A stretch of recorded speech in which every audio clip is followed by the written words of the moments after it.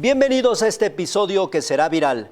La lista de periodistas y opositores que critican al gobierno de la Cuarta Transformación, difundida por Luisa María Alcalde, generó una gran polémica. Para muchos fue una señal clara de autoritarismo. La consejera jurídica intentó matizar en que no fue una lista, una explicación que realmente solo generó más dudas. Para hablar del tema, hoy nos acompaña en Será Viral Marta Tudón, oficial de programa de Ecosistema Informativo y Tecnología de la organización Artículo 19. Bienvenida. Muchas gracias. Qué amable. También saludo a Mariana Calderón Aramburu, directora general del Consejo Nacional Litigio Estratégico. Bienvenida, Mariana. Juan, qué gusto saludarte, Marta. Gracias. Bueno, pues vamos a entrarle al tema.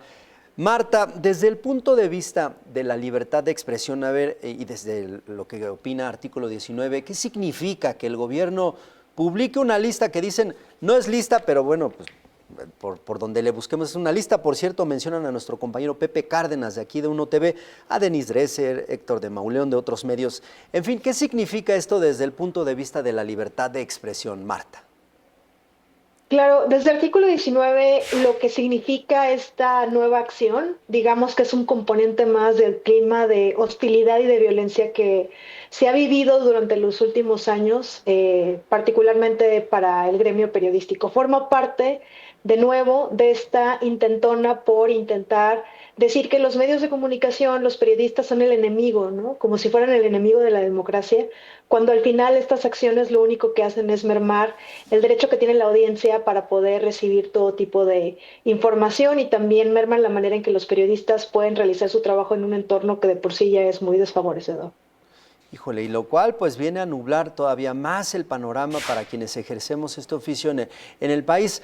Mariana, el gobierno dice, no es una lista negra y por el contrario, lo único que buscamos es pues hacer un análisis de redes sociales, y viene entonces este asunto con la explicación de que están analizando un ecosistema que solo reproduce más mensajes y demás, pero insisten en que no es una lista negra, Mariana.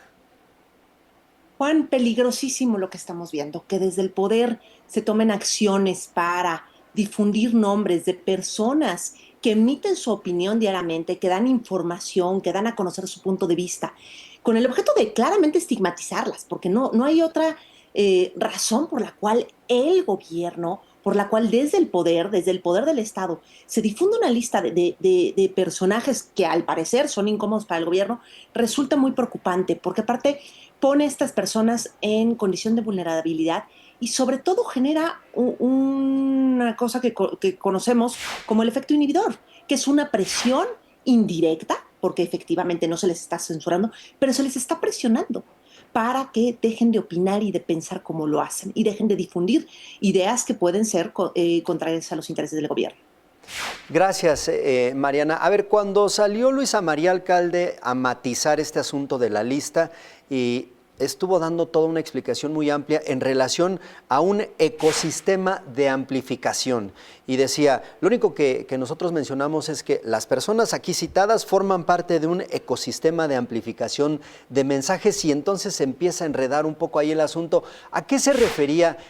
No sé si nos puedes ayudar un poco a entender esto, Marta Tudón, con este ecosistema de amplificación. Creo que realmente no hay manera de poder explicar lo que se hizo desde la consejería. Primero, porque la consejería nada tiene que estar haciendo monitoreando el debate público, nada tiene que estar haciendo calificándolo, y nada tiene que estar haciendo decidiendo qué es orgánico y qué es inorgánico. Eso no le corresponde. Por facultad se está excediendo claramente de lo que la ley le atribuye, y esto es muy preocupante, como mencionaba Mariana, no solamente porque están haciendo este tipo de descalificaciones y sustento, este listado, esta presentación de PowerPoint, si no le quiere llamar listado, donde claramente existen nombres de personas periodistas, sino más bien cuál es el mensaje que se quiere enviar desde el Ejecutivo Federal, cuál es el mensaje que nos quieren enviar al poner los recursos del Estado, el tiempo, el esfuerzo, el personal de un órgano tan importante, ¿no?, como es la Consejería Jurídica, haciendo este tipo de ejercicios. Más que poder explicarlo, más bien no tiene cabida una explicación en un sistema democrático. No hay nada que lo justifique, no existe nada que pueda digamos, argumentar por qué es que esta lista se hizo y no tiene sentido, sin sustento técnico, sin evidencia, sin nada, colocarlo como un ecosistema digital. Digo, las redes sociales funcionan, Internet funciona, el agua moja, ¿no? Es evidente que las personas van a, eh, van a estar interactuando con los contenidos que surjan en Internet y que sean de interés público. Entonces, más allá de eso, es imposible, digamos, desde un razonamiento institucional, comprender por qué este ejercicio se realizó.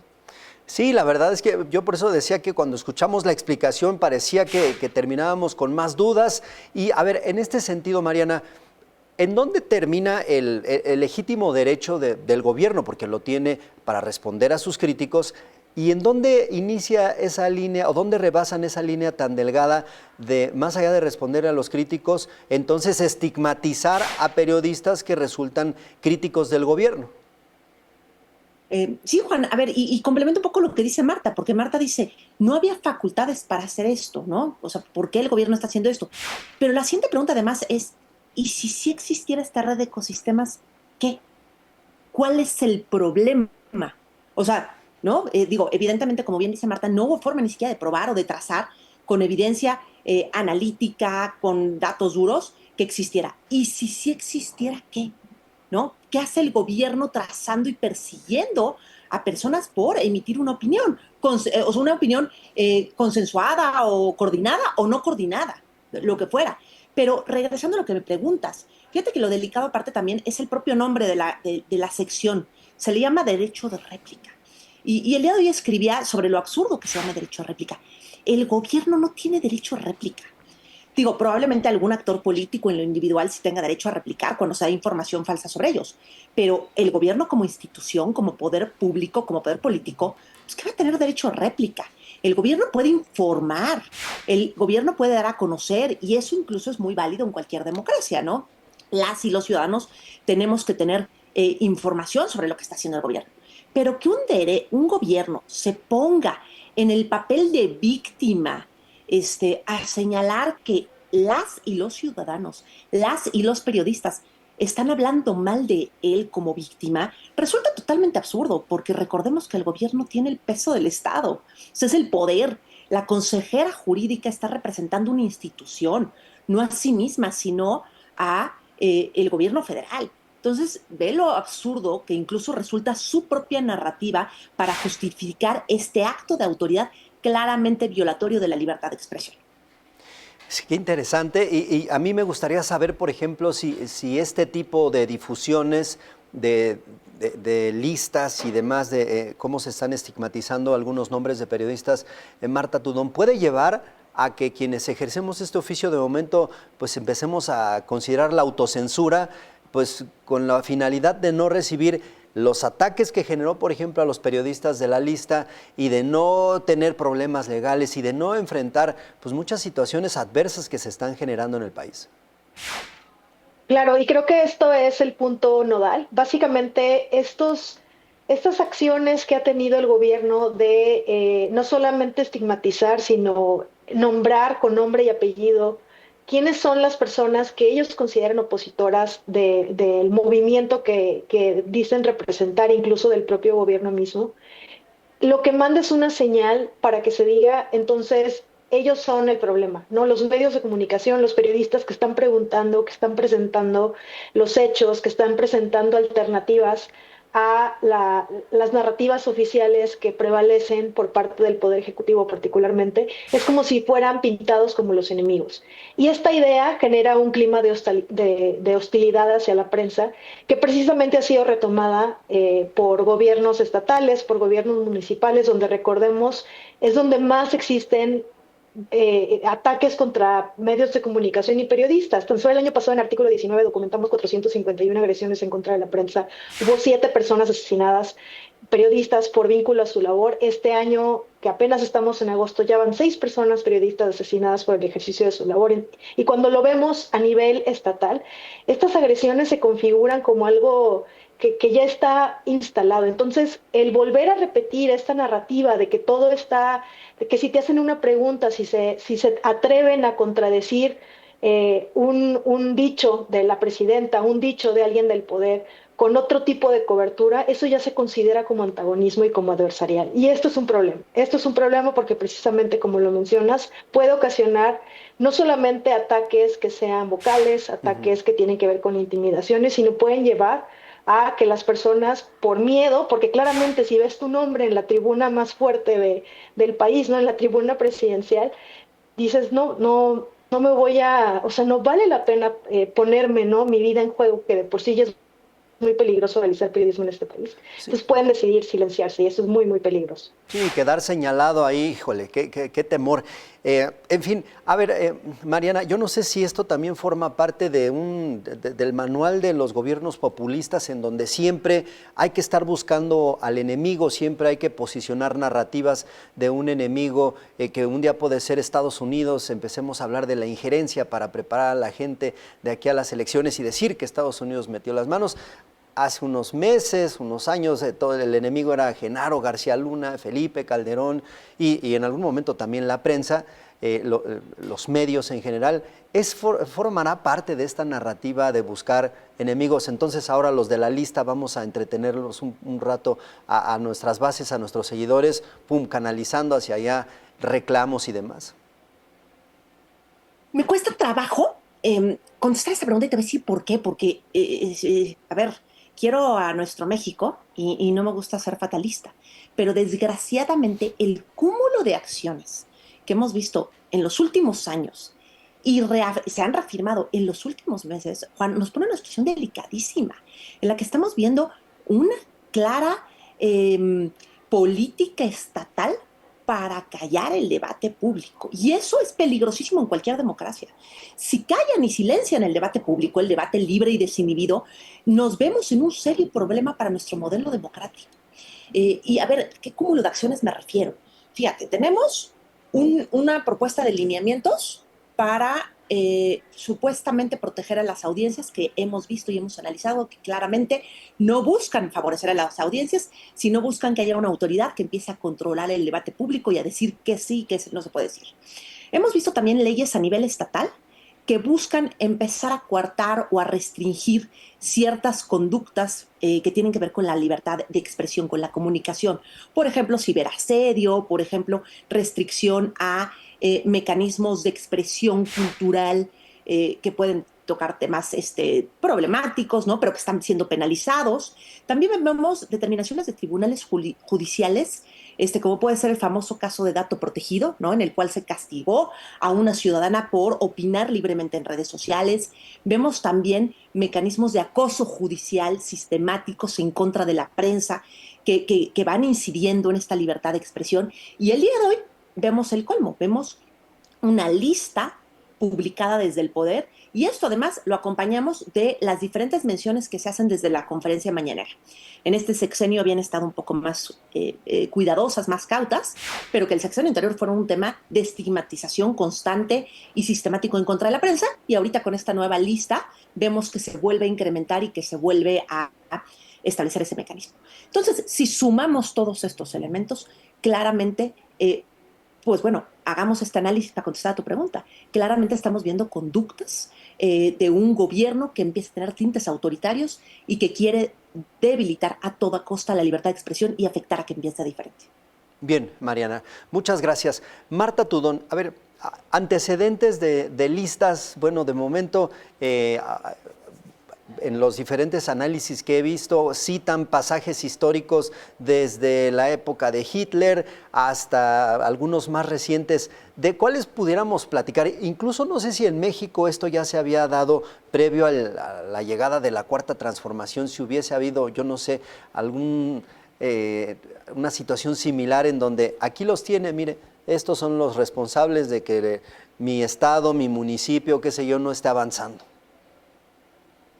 A ver, creo que es particularmente preocupante lo que está pasando hoy en día porque, como mencionas, un ejercicio tal cual de nombre y apellido y de nombrar que son básicamente semilla de un discurso que es contrario a la soberanía, contrario al propio gobierno, al funcionamiento institucional, es algo que es, digamos, novedoso en México.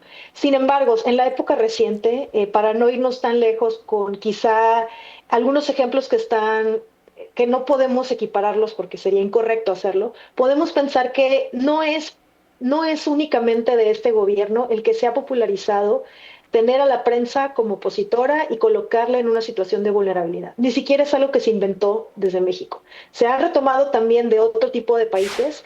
Tenemos el ejemplo muy abierto, muy contundente del gobierno de Estados Unidos, o sea, con Donald Trump, que particularmente fue quien patentó el término fake news y utilizar este término para dañar y criticar a la prensa libre, a cualquiera que se atreviera a contradecirlo. También existen otros ejemplos en Milei, por ejemplo, en Argentina, existen otros ejemplos de Bukele, existen otros ejemplos de todos los colores, de todos los partidos, de todas las ideologías.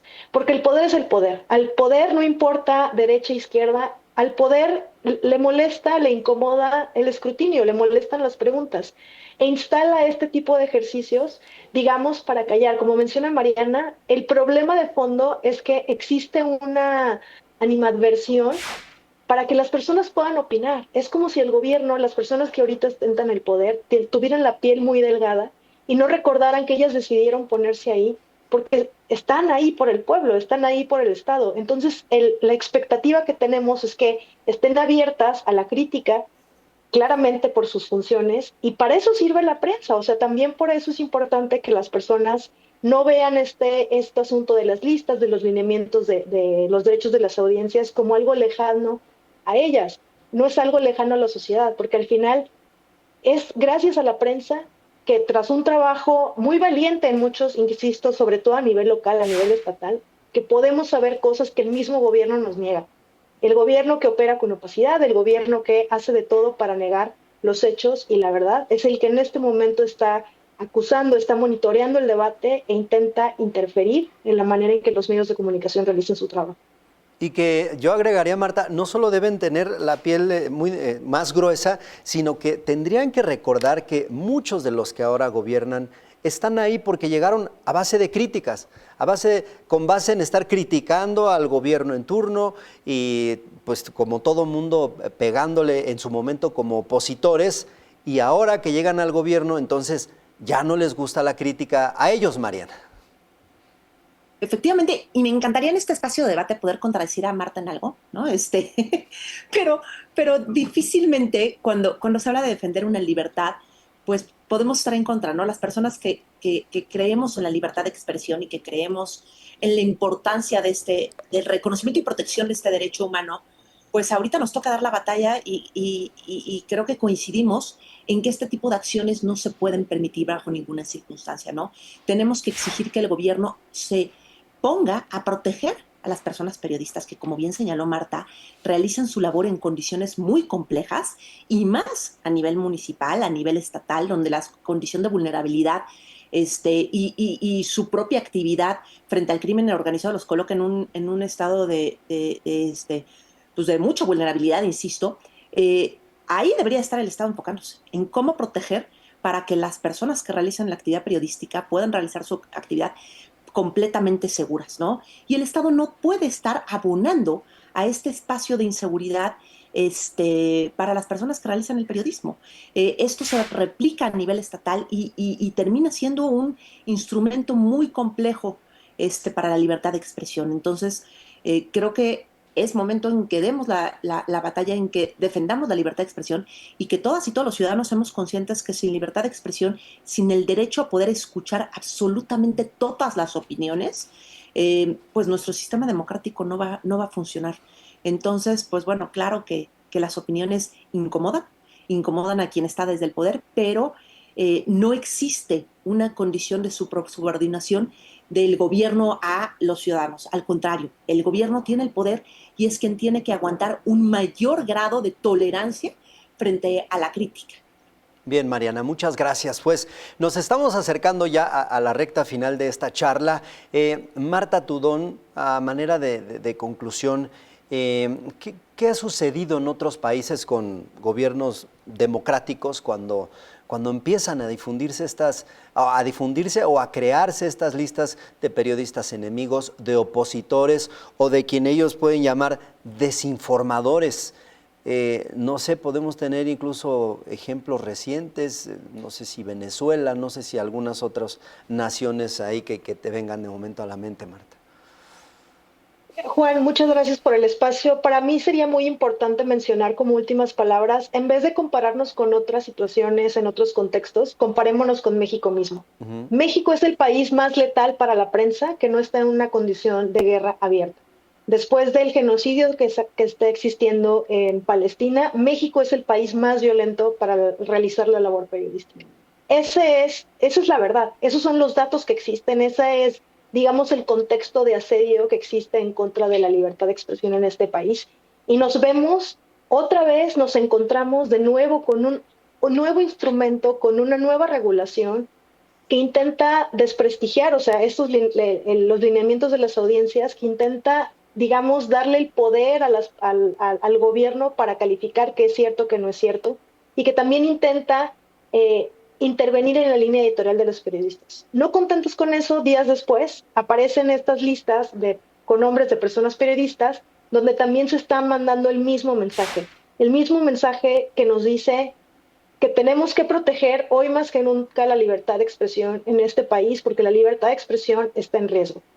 Y ese es el problema. O sea, comparando México con el nivel de violencia que tiene México, ya es suficientemente preocupante que cada vez esté agravando más esta condición. Así que más que compararnos en otros contextos, México ya es suficientemente grave. Entonces, alertémonos y estemos vigentes, digamos, en esta conversación y ojalá que todas las personas en la audiencia puedan seguir este tipo de desarrollos, porque es inconcebible. Si a México se le llama una democracia, no hay democracia sin libertad de expresión. Gracias Marta Tudón. Pues sí, la verdad es que es lamentable en el contexto en el que se ejerce el periodismo sumarle este tipo de, pues de embates desde el poder y desde digamos, el escenario, el foco más importante, que es algo así como la mañanera. Mariana, a manera de conclusión, pues algo muy similar. Yo preguntaba qué ha sucedido en otras naciones cuando se empiezan a crear este tipo de, pues, de personajes, de enemigos públicos, de listas y demás. Mira, voy a tomar justo lo que dice Marta, que lo vamos a la luz del caso mexicano, y creo que a la luz del propio caso mexicano hay mucho que podemos hacer. Primero, otorgar derecho de réplica en la mañanera. Reconocer que el derecho de réplica está para proteger a los ciudadanos en esta relación desigual que tenemos frente al gobierno. Entonces, que se garantice el derecho de réplica en la mañanera. Número dos, que se reformulen estos lineamientos del derecho a las audiencias y, lejos de establecer un mecanismo de control del Estado, se establezca un mecanismo de construcción de efectiva protección a las audiencias, con debate público, con discusión para generar eficiencia en el modelo que no tenga nada que ver con intervenir en los contenidos. Número tres, que se eliminen estos mecanismos de difusión bajo una supuesta protección de derechos humanos, cosa que no es cierta, y más bien se ponga el gobierno a dar información objetiva y relevante para la ciudadanía. Y me voy a atrever a agregar un punto 4 que no es precisamente el tema del debate, pero lo hemos tocado de manera indirecta en esta plática, el tema de la transparencia, el tema de dar a conocer los datos del gobierno que ya no están dando. Entonces, que más bien en lugar de estar estudiando supuestas redes y dando a conocer nombres de periodistas, se pongan a eficientar todo el modelo de transparencia y de acceso a la información pública que es tan importante para las y los ciudadanos. ¿Qué está haciendo el gobierno? ¿Cómo lo está haciendo? ¿Dónde lo está haciendo? Eso es lo que deberíamos de recibir como información. Entonces hay mucho que construir en torno a la libertad de expresión. Hay modelos muy interesantes en el plano internacional, pero justo ver los modelos en los que se trata de fortalecer el ejercicio del derecho, fortalecer a las audiencias y fortalecer a todas las personas en esta posibilidad de dar información y recibir la información que consideran oportuna. Gracias, Mariana. Pues ya vimos que hay dos cosas que no le gustan al gobierno federal: la transparencia a la que hace referencia y, por supuesto, también la crítica. Por eso pues están tan molestos. Pues miren, llegamos al final de este episodio. Antes de irnos, Marta Tudón, en una sola palabra, a ver si no está tan difícil, en una palabra, ¿cómo definirías esta situación de las listas y todo lo que se ha dicho en estos días? En una palabra, por favor. Difícil, pero difícil, digamos. Difícil, ok. Mariana, en una palabra, ¿cómo lo definirías? control. Ok. Difícil control. Difícil control porque al final, pues yo no veo que vayan a lograr un control y por el contrario también representa algo muy difícil para quienes ejercemos esta situación. Difícil control de las audiencias, difícil control de la crítica y la transparencia. Por ahí encontraremos el titular para este espacio de Será Viral. Por lo pronto, yo les agradezco a ambas. Gracias a Marta Tudón, oficial de Programa de Ecosistema Informativo y Tecnología de la organización Artículo 19. Muchas gracias, Marta. Con todo el gusto, Juan. Gracias, Mariana.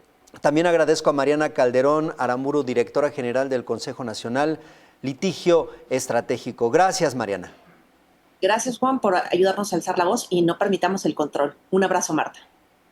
No hay que permitirlo y por eso están estos espacios. Muchas gracias a las dos, pero sobre todo gracias a ustedes por haberse quedado hasta el final de este episodio que sin duda será viral. ¿Qué piensan al respecto? Al final la crítica es inevitable. Hay hechos, hay estadísticas, hay cifras, hay situaciones incómodas que quizás no les gustaría a las autoridades que les demos a conocer y mucho menos que se les haga la crítica, pero esto es una realidad. Si es lista o no es lista, la realidad es que ya exhibieron los nombres de los periodistas que evidentemente resultan incómodos y ya el asunto de que si forman parte de un ecosistema de amplificación que va repitiendo los mensajes ya es otro asunto. El asunto es que ya los exhibieron y todo esto genera odio, genera reclamos y demás, evidentemente desde las redes sociales. ¿Qué piensan al respecto? Ojalá que puedan dejarnos un comentario, pero sobre todo, ojalá que puedan acompañarnos en el próximo episodio que sin duda será viral. Yo soy Juan Rivas, pásenla bien por favor.